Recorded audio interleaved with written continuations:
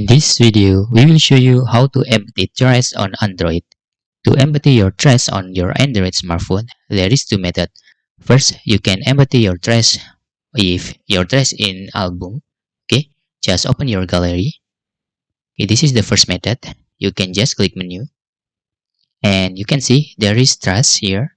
Just click this and you can select all. Okay, just select this and select all here and you can delete all. After that, your trash will empty here.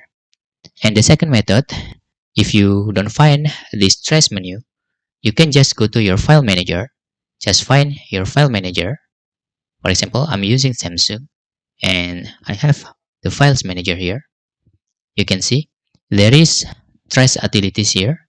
Just click this and you can just click this three dot button or select all if you want to manually delete your trash, but just click these three dot icons and you can select empty. And please be careful, after you click delete here, your file will be deleted. Just click delete. Okay, now your files in trash will gone or empty. And that's all tutorial how you can empty your trash on your Android smartphone. If you have any questions, you can fill in the forms comment below, and thanks for watching.